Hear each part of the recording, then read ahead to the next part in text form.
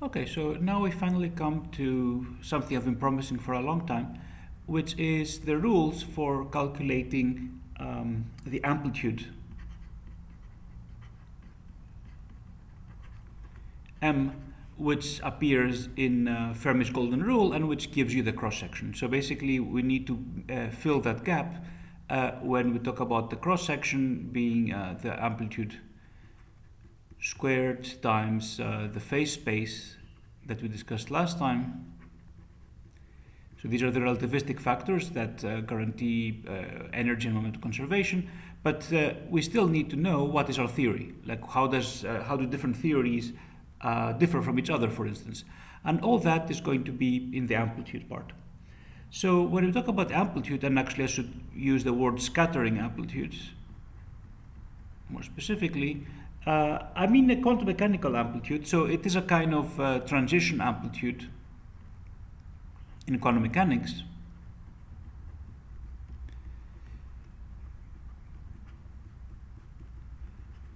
As you know, in quantum mechanics, for instance, you might remember that if you want to have an initial state and you go to a final state, well, what happens is that you start from the initial state in quantum mechanics, and then what you need to do is act with the Hamiltonian.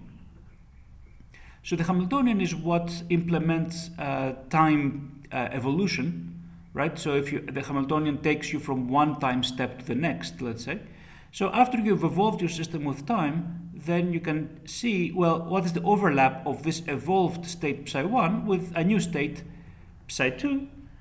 And this is not going to be necessarily 1. I mean, because it doesn't mean that h or psi1 is equal to psi2. It's some linear combination of many states, and you want to see how much of that is in psi2. Now, admittedly, we didn't go into all the details of this, like to fully get the framework that we're discussing here. You might want to look briefly into the chapter on first-order perturbation theory in Griffiths. That's where these kinds of this kind of formalism is really developed. But I think the main idea should be clear. You can act with a Hamiltonian, which think of as a matrix, acts on some state. It's going to give you a lot of, some mix of states. And this psi2 on that is going to give you this coefficient C that we were discussing, Cn maybe, which if you square it, you get the probability of finding that state psi2. Okay, so that's roughly how the transition amplitude works. And maybe I should phrase it. This is probability. This gives us or m squared gives you probability that psi1 evolves under the Hamiltonian and is measured as psi2 at a later time. Okay, it starts with psi1, but it won't stay psi1 because the Hamiltonian makes it move around, and eventually it will be a sum of states, and so maybe you could say after the evolution we get a sum n Cn psi n, and one of these states is going to be psi2. So what we care about is the overlap between this final, so this is now h on psi1, right? That's a sum of these states, and what we care about is specifically the coefficient C2, and C2 is the overlap of psi2 h psi1. Okay, that's roughly what we're doing. Now in this case, of course, we don't want just our initial wave function doesn't describe just, say, an electron in a particular state of some oscillator or something. It's going to describe particles. So our initial wave function, so now let's go to the particle physics context, and our initial wave function is going to be something which tells you to have a particle 1 which has momentum p1. That's for now the information that we need about this particle. We might need to include other kinds of information in more complicated theories, but we'll stay very simple for now. And then you have another particle 2 with momentum p2. Okay, so that's our initial state.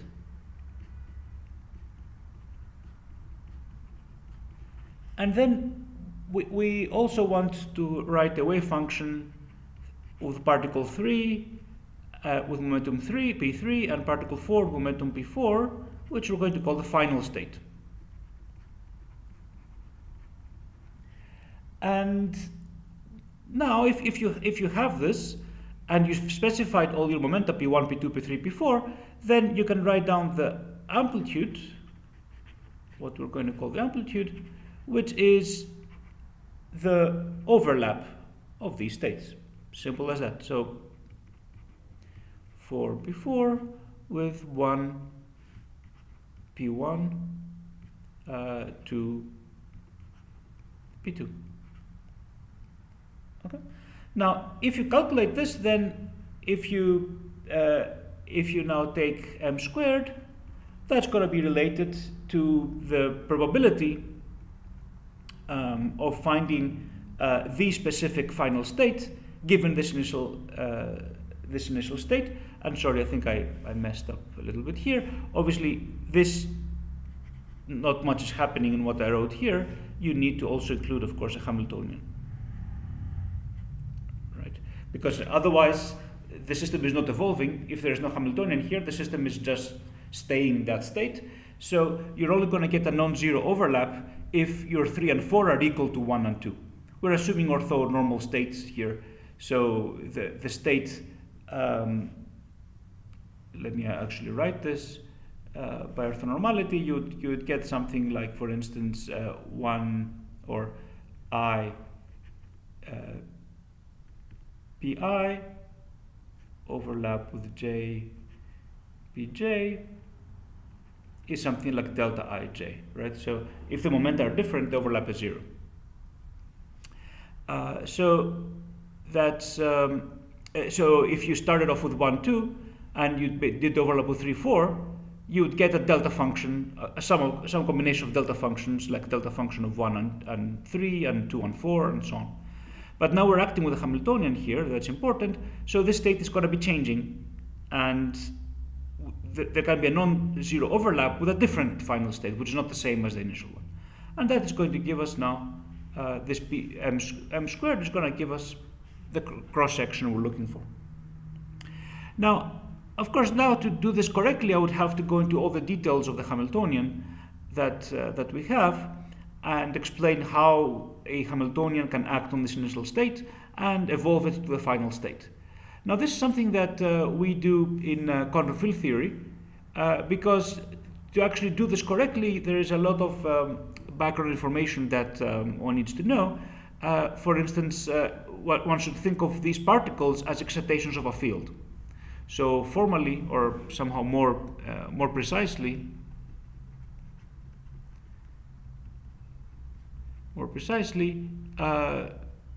say these states I, pi, are excitations of a quantum field.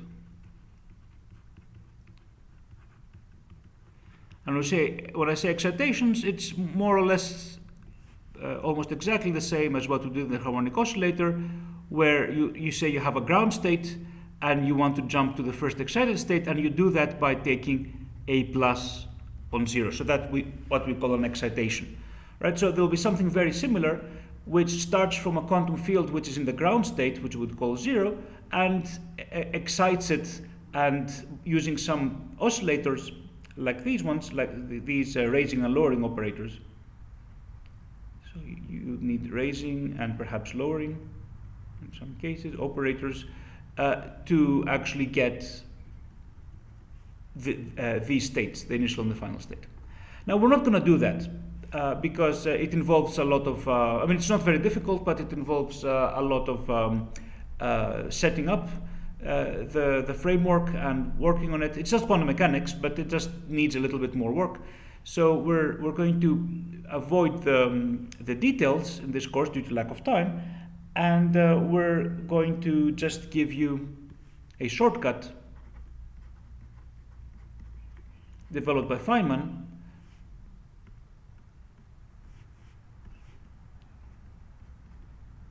which is known as the Feynman rules. And the Feynman rules are for a given theory. So given a theory,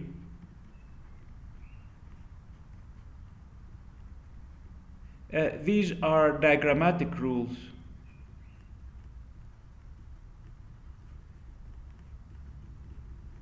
for computing the amplitude for a given process. So it's process dependent, of course. So there's different amplitudes depending on different processes. So you can actually forget everything about Hamiltonians and all that. And if I just give you a set of the rules that Feynman has developed for a given theory, then you can immediately start computing the amplitude for a particular process. Now, because we're also not really interested in getting this in detail, I just plan to give you an overview of how it works. We're going to work in a simplified model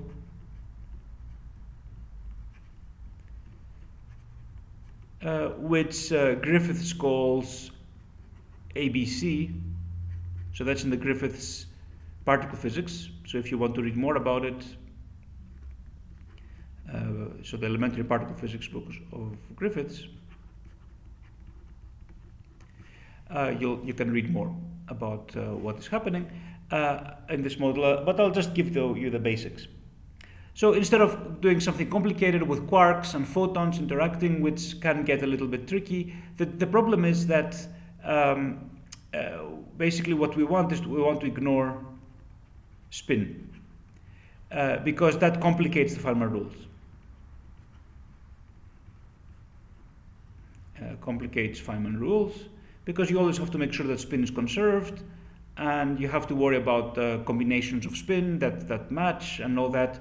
And because in QED, for instance, so in QED you have electrons which have spin half, and they're also charged, plus minus, electrons, positrons, and you also have gammas which have spin 1. Now, gammas are also kind of complicated. Photons are complicated in the Feynman rules because they have some property called gauge invariance, which means that not every component of the photon is physical. So when I say physical, I mean that it actually is a measurable degree of freedom. They have some degrees of freedom. So remember, a photon is spin 1, and that we describe in 4 dimensions as a vector, a mu. But a photon doesn't have 4 components, it actually only has 2, which are the two different polarizations. So 2 of the components of the photon are not relevant for physics, and the Feynman rules need to kind of take that into account, and that complicates things quite a lot. So instead, we will work with scalars.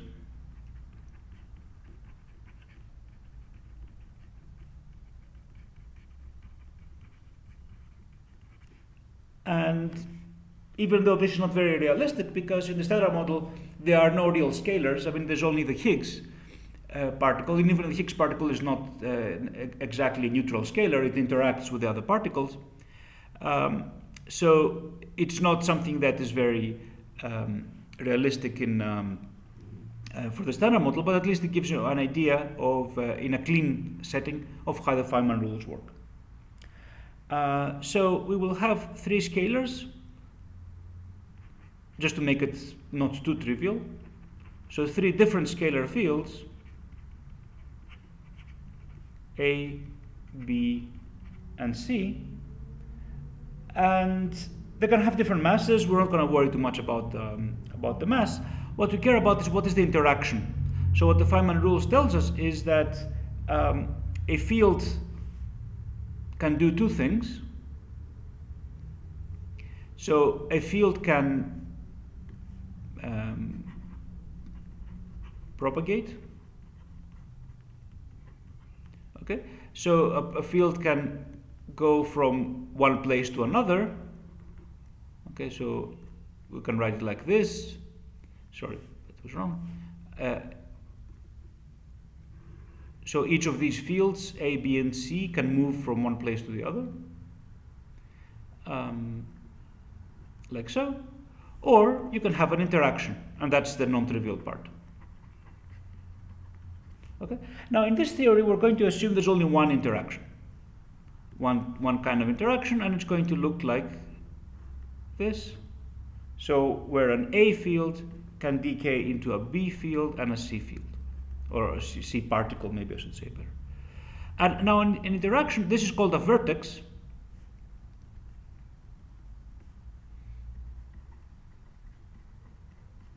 And we've seen vertices like this before, when, for instance, a quark decayed into a different quark and a W or a Z particle. So this is a simple case of that.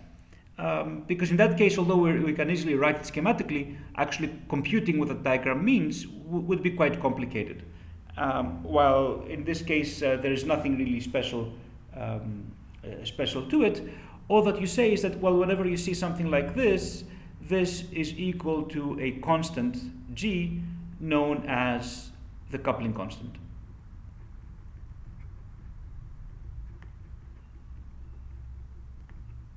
Okay? So it tells you how strong the interaction is. And of course, we're going to assume that G is a small constant, and we'll see why. Because we want simple diagrams to be bigger than complicated diagrams, and that you can only do if G is a very small number. But you can think of this coupling constant. Now, if this was, so this is an analog of the basic QED interaction, which maybe I'll quickly state here. Say in QED is quantum electrodynamics. There's actually only one interaction, which is that an electron produces a photon. So you can think of A and B as being electrons and gamma being a photon. Or, I mean, there are similar interactions like that you've already seen, like a photon giving an E plus, E minus, but these are variations of the same thing, because remember that if you take an electron moving in the opposite direction, it becomes a positron. So it's not really a new particle, just the antiparticle you can get by just moving the line around. Here, we don't have any particles or antiparticles. We just have these three scalars, and we assume they're neutral, and they're their own antiparticles. We don't need to worry about antiparticles. Okay, so that is basically the interaction. You need to also include the momenta. So you can call this P1, P2, P3, because of course we need to, when we put everything together, we need to know whether this, what is the momentum dependence of the amplitude. So even though this is the only vertex, every time that you see a Feynman vertex, of course, you're allowed to change things around in time. So nobody's stopping you from, instead of A, B, C, of writing, for instance, C, B, A. If ABC is allowed, then CBA is also allowed. Or AC, B, and so on. Okay, so you can have all of these vertices which are the same as this one if you reverse some of the lines. So now to start calculating an amplitude, we need to decide first of all which amplitude to consider. So we need to specify, okay, so now we need to specify initial and final states. And we're going to be simple here. We're going to just write something like AB going to AB for now. So we're just going to worry about AB going to AB, which I can write schematically as so.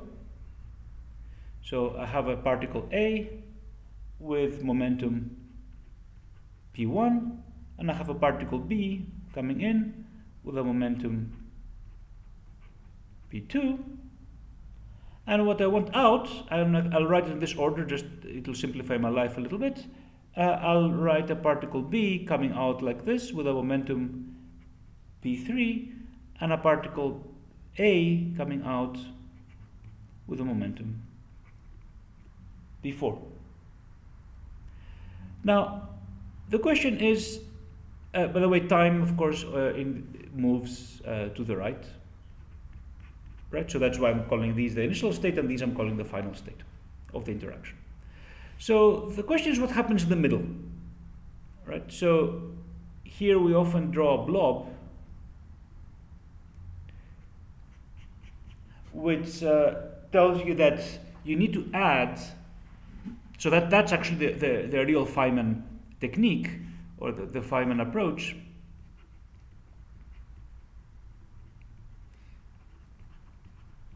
Which can be proved, of course, very, very concretely, but now we're just giving the rules, is to sum over every possible intermediate state or intermediate process, let's say. Okay, this is not very different from what you would do in standard quantum mechanics. If you have some Hamiltonian that's rotating things around, you would also need to do exactly the same thing. You mean to find the overlap, you need to, and we've done some examples of this in quantum mechanics with oscillators raising and with raising and lowering operators, where you need to add all the possibilities. Suppose an energy level first goes up 2 times and then goes down once, or goes up once, or goes up 5 times and then goes down 4 times. All of these will contribute to the amplitude of going from 0 to 1. So that's exactly what we're doing here in this approach. We need to find all the possible intermediate steps that take you from AB back to AB, or BA in this case. Now, let me emphasize that it doesn't really matter. It matters a little bit for aesthetics, but it doesn't really matter at this point whether I write AB or BA. Here, there are theories where this is important, called planar theories, which things should not cross if you write them on a piece of paper. So, but in our theory, we don't worry about that either. But it'll, as you see, it will make it a bit simpler to draw some of the diagrams. Okay, so how can we get now from AB to BA? And this is where now you start needing to become creative, because you need to start looking at combining your vertex, your only vertex that you have, in such a way as to get this transition to happen.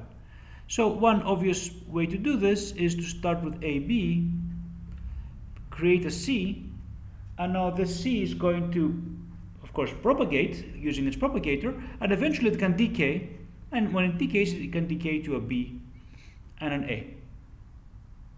And we need to assign to this C also a momentum, which we're going to call Q, which is known as an internal momentum.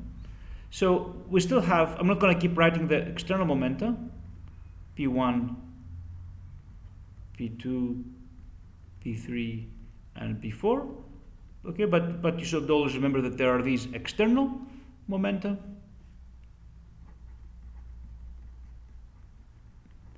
and this is the internal momentum.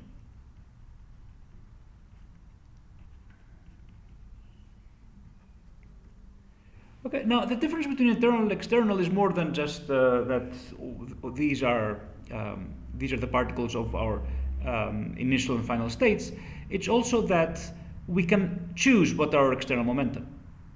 So in a given process, we can decide, oh, okay, we send an A and a B particle scattering with these momenta, and we measure a B and A particle, and we can choose which momenta to measure, because we can measure everything, but we can measure the momentum and say, okay, we only care about the transition from A to B to B to A with specific external momentum. So this is something that we can fix, while the internal momentum is something that we cannot actually fix. And as we're going to see, it's part of the rules that we're going to need to integrate over this internal momentum. This is not very different from free and dummy indices. Free indices in an equation you can fix for yourself. Dummy indices you sum over. In this case, instead of indices, we have momenta, which are real numbers. So instead of summing, we take integrals. We're not going to go through this in any serious detail at this point. Okay, so this is one diagram. But as you can imagine, there's actually more than one possibility of doing this. And another obvious possibility of having this process happen is instead of A and B first meeting up at a vertex here, then creating a C, and then that C decays, what could actually happen is that they could this A and this B could meet up first. So you could write something like A, B meeting up, giving you a C, which then meets up with this B and this A. And this is an equally valid diagram to the original one. Okay, so so now you can try to check, are there any more? And you won't find any really different ones. Of course, you can write this in slightly different ways, but what we care about is the graph, is like the topology of the graph.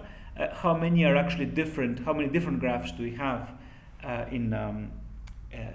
that provide this transition? So okay, so when I say C, maybe I should be a bit more clear. What I really mean is you create a C which propagates and gives you a C. Now, because these lines always are, say, C or A or B, I often will write it in the middle instead, just to avoid writing the thing twice. But I think it'll be clear what I mean.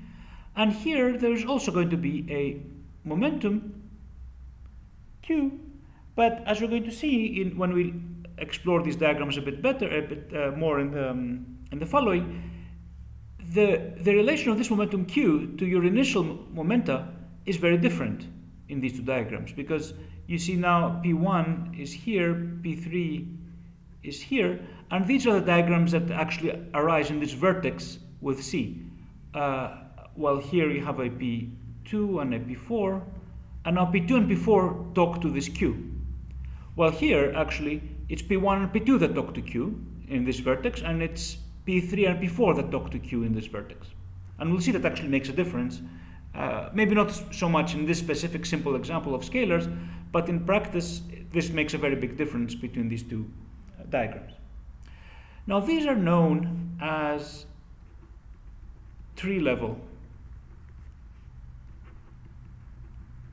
diagrams because, well, I guess they look like sticks or branches of trees.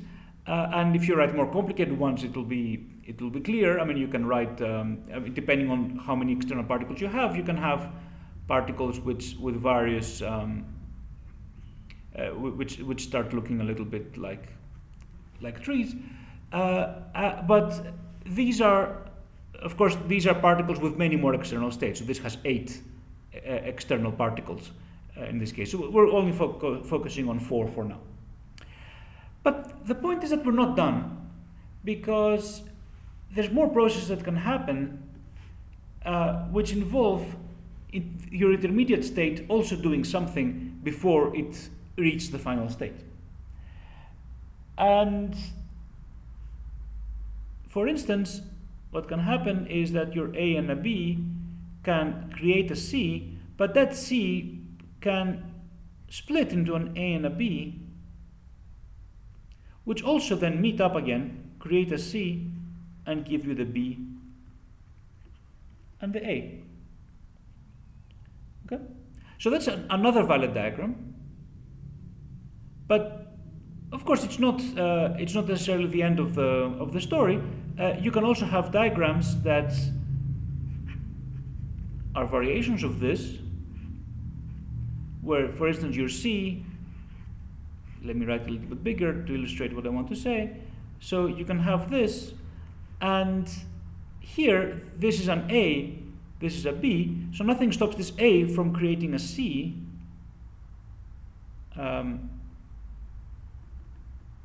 Sorry, maybe I should write it a little bit better.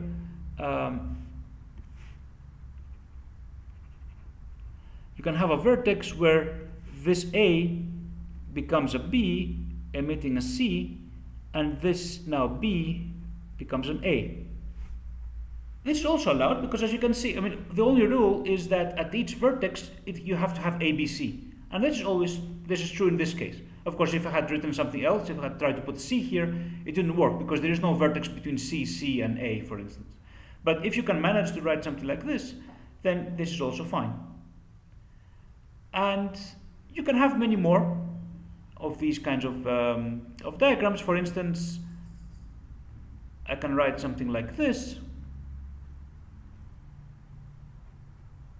A, B, where these are all C's. That's also, no, that's actually not going to work. Let's see. If I put a C here, let's see. No, because you see the problem is if I do this, I'm going to get a CC here, and that's not something that, that I want. So actually, no, this is not allowed. It would probably only be allowed if I were to split it in some smart way so that this becomes actually a B, and this becomes a C, and this becomes an A. So you can start thinking about the different kind of cases you can have. Actually, I don't see. Maybe this actually does not work. So maybe I was a bit too fast. But you can try it, and you can see what might happen. But you see what the problem is. If you start to write a diagram, you'll run into problems that you have the same vertex appearing many times. What is also possible to happen? Let's see. These are definitely allowed. I'm trying to see if there's anything more that I can get at this level. But okay, that's actually an exercise for you to try to implement. And there definitely are many more of these diagrams, and we'll discuss a few in the tutorial, perhaps. But the point is, these are called one-loop diagrams. These are called two-loop diagrams, based on, as you imagine, how many loops there are in the diagram. Okay. So something like this. So I hope it's clear. By the way, if you had, okay, I'll write in the next slide. But if you had a different process, for instance, CC giving you CC, then you could have that diagram that I wrote earlier. But maybe it won't appear in this specific process. And now you can go on and you can write Nloop diagrams. Right? So you can get as complicated as you like with this, because you can keep adding lines. You can add a line from here to here, for instance, and that will change some of the things, but it will be allowed. So from this part to this part, if you take care of all the C's and B's, it will work, and so on. So basically, you get infinitely many diagrams. So that blob that we had here actually stands for infinitely many diagrams. So what is the logic of organizing these diagrams? Well, it's what I said before, that if you look at this tree-level diagram and you look at what is the order in this coupling constant G, what you'll find is that there's a G here and a G here, and the same here, there's a G here and there's a G here. So tree-level diagrams are of order G squared. So if you multiply, basically the rule is you're going to have to multiply the factors of G, and you get G squared. So tree-level diagrams for this process, which is 4 particles total, 2 in, 2 out, are order G squared. If you had 5 or 8, it'd be different. I mean, you can calculate here. This is tree-level, but how many vertices are there? 1, 2, 3, 4, 5, 6. So this should be order of G to the 6, for instance. Okay, so it depends on how many particles you have. But for 4 particles, this is order G squared. But now if you look here, there's a G, there's a G, there's a G, and a G. So the one-loop diagram is order G to the 4. The two-loop diagram, you can check, is 1, 2, 3, 4, 5, 6, is order G to the 6. So and that it continues like that. So for n loops, you're going to get something like order of something like G to the 2 plus 2n, if if I'm not mistaken. So at one loop it works, at two loops it works. Okay, so I think it works. So the point is, even though you have infinitely many diagrams that you need to include, they have different values of G. And if G is small, G is taken to be small, which means that can ignore higher loop.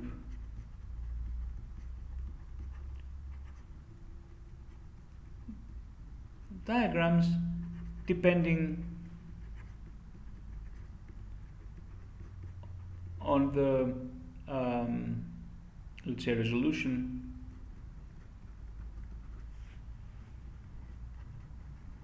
we are aiming for. Okay, so basically, how accurate do you want our answer to be? Of course, the more diagrams you include, the more you get closer to the correct answer, which is the blob. This is the full answer. So these are all approximations to the blob, because you need to add all of them to get the blob. But if G is very small, you can get away with ignoring it, because eventually you're going to end up adding all of these extra diagrams is going to give you some correction to some decimal digit, because G is very small.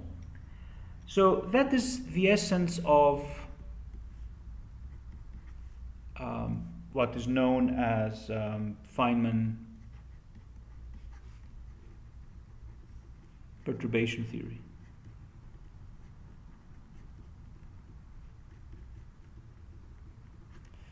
Okay, so basically you don't need to add everything. You ignore, you work with at the specific loop order. So work up to a specific loop order.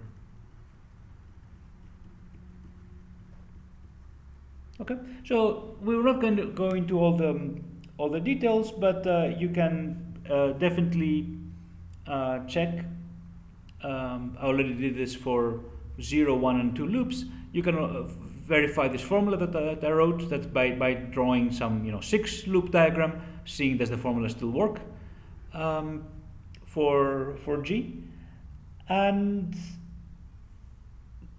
we're basically done, because this is all that Feynman rules, or this is actually the main step of the Feynman rules, which is to write down the diagrams corresponding to a given process.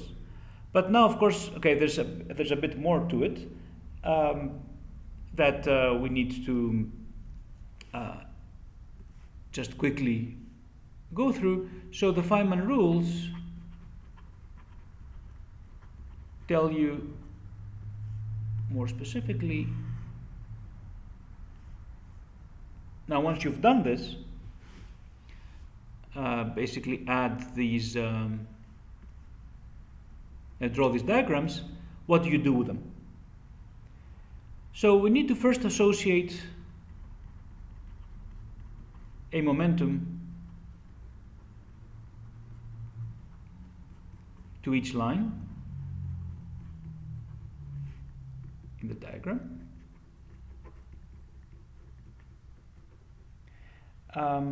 With an arrow. Okay, so it's so of course it'll need to have a particular arrow depending on now it's kind of arbitrary which way the momentum is pointing. The rules actually take care of the direction, but you need to choose an arrow for each momentum. Okay, so if you have your say your 1 loop diagram, now you need to start putting momenta. P1, P2. Now we can call this maybe Q, Q1, Q2, Q3, Q4, and then the external momenta again, P3, P4. Okay, so we need to put all of these momenta for each line in the diagram. And I will be using Q for the internal momentum. There are different, sometimes they are often called K as well instead of q. I think maybe in my notes actually I'm calling them k.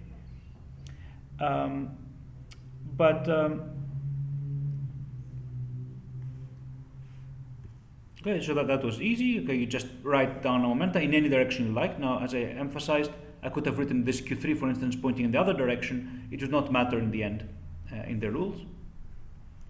For each vertex,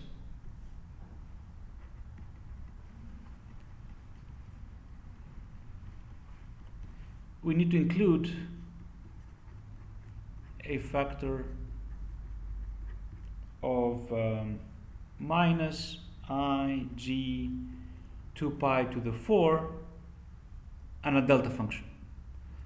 So a four-dimensional delta function, which is the sum of k, which are the momenta that are entering the vertex or leaving the vertex. So if you look at if you look here, there are two momenta p1 and p2 entering and one momentum leaving. So you would write, e.g., we would write a delta of p1 plus p2 minus q1 at this vertex. So at this specific vertex I'm looking for, you see that there are two momenta incoming and one outgoing, and if it's outgoing, you put a different sign. So you would write something like this. Or you would write, if you look at this vertex, there's one incoming momentum which is q4 and two outgoing which are q3 and p4. So you would write delta to the 4, q4 minus p3 minus p4, and so on. Okay, so you can do the same for all of these diagrams that we had earlier. So that's the next rule. Now, for each line, by the way, I'm not going to really ask you to memorize all the rules. This is just to try to understand somehow a bit of, that there's something behind all these diagrams that are actually corresponding to specific. I mean, there are prescriptions for calculating an amplitude, so I'm just giving you the prescription. But what I'll mostly be asking you is to be able to draw the diagrams, to understand how you get all the different diagrams, and not so much applying the rules and getting the final answer. So for each line in the diagram contributes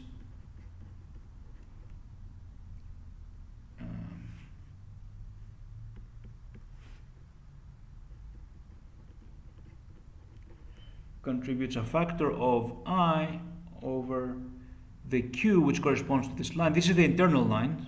Sorry, maybe it should be internal. Contributes a factor like this.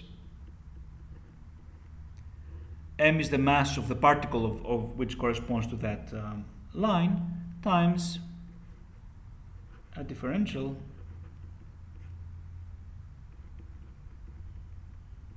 like this. This part, just for notation, is called the propagator.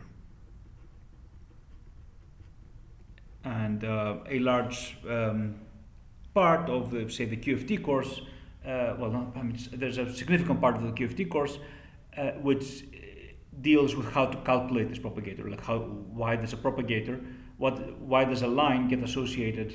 So this is this line that I drew here. You need to associate each of these lines with this kind of factor. Okay, so to understand this, you need there's some work that needs to be done, which of course we're not really doing at the moment. Okay, so this is just the statement that you need to add this, and it tells you basically how the particle travels between when it's created and when it decays, because an internal line is always created somewhere and it decays somewhere else.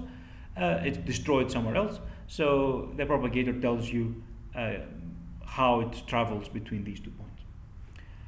Now comes the crucial part. You need to integrate over all internal momenta qi. Okay, so you have these factors of d for qi. So all this rule says is, well, add the integral sign. Okay, so now actually integrate over all of these factors for each of these internal momenta. So you can see that if you have, for instance, a tree-level diagram, there's only one q, so you need to do one integral. If you have a one loop diagram, you have 1, 2, 3, 4 q's. Actually, I wrote them here. 1, 2, 3, 4 q's. So you have 4 integrals. Okay, so the number of integrals goes up very quickly with the level of the diagram. And these, of course, are 4-dimensional integrals.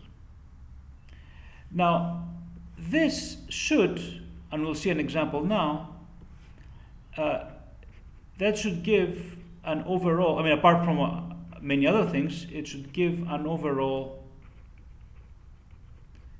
factor delta 4 p1 plus p2 minus p3 minus p4 for the 4-dimensional, for the 4 particle scattering we were looking at. If you had more particles, you would get the correct delta function, energy momentum conserving delta function for those numbers of particles. Now this is already there in the Fermi golden rule, so we remove this. Remove because it's already present in the Fermi golden rule. Okay, so this is a bit of an embarrassment. One could say that, okay, you get the same delta function in 2 parts. Once you get it by the Feynman rules, and once you get it from the Fermi golden rule. But remember, these are formulas that are meant to be practical and to work, and they definitely work.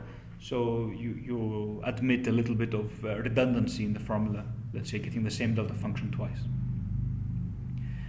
And what you get after you do all these integrals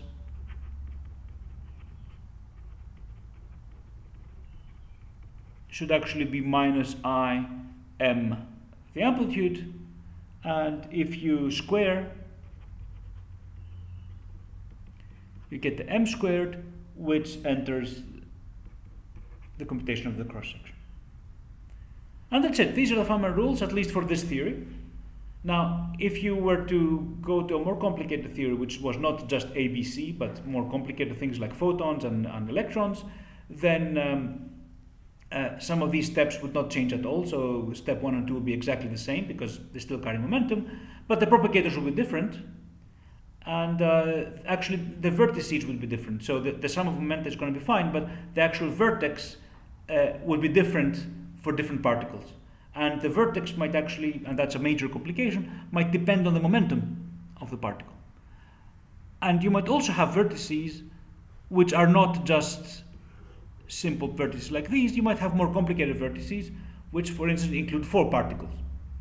So things, of course, are going to get more complicated, both with the vertices, not the momenta. Momenta are always kind of very similar the way you deal with them, but the actual what you put as a vertex might be different, which vertices you are allowed, so what graphs you can draw are also different, and the propagators are different.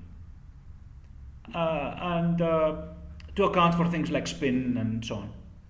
But these are the essential rules, so let me end with a little simple example of how you apply these rules. For instance, let's do the simplest possible thing you can think of, which is that you have an A particle which splits into a B and a C particle. Right, that's an allowed process. So the diagram would look like this, right? And we will put the G here. So how do you apply the Feynman rules here? In this case, there is actually no internal line. So for this vertex, you would need to put a delta function of delta 4 of P1, P2, P3. So you would write P1 minus P2 minus P3. But this is something that we need to remove because this is exactly what is there in Fermi's golden rule. And now if you go back to the previous lecture, well, basically the amplitude, sorry, let me write it like this. The amplitude, if you write it carefully, if you look at all these processes, there are no propagators, there's only this, so you would get something, you'd basically just get this minus ig 2 pi to the 4, but roughly what you get is g, up to maybe some factors of I that are not important because we're going to square it.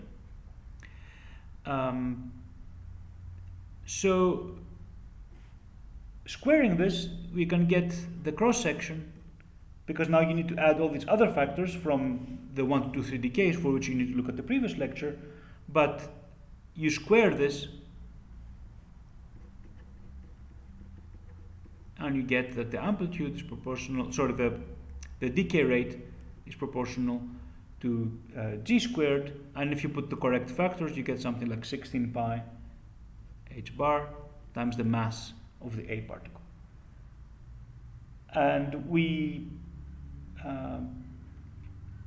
this assumes some things like B and C being massless, so there's the momenta, there are no momenta there and all that, but so there's no masses of the B and the C, but that's roughly how you'd get it. So this is a very simple case where you apply the Feynman rules and you don't get anything special happening.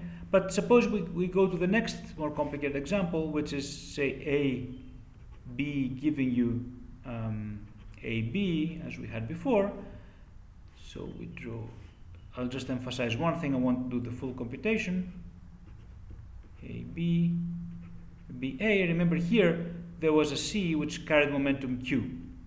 So now we need to do, roughly without really doing all the, without keeping all the factors, you need to integrate over Q. There's no Qi, just one Q. This vertex is going to give you a factor of minus Ig delta 4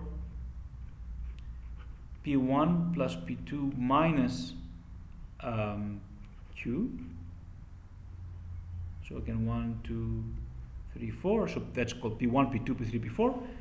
This vertex is going to give you a delta 4, as we saw before, Q minus P3 minus P4.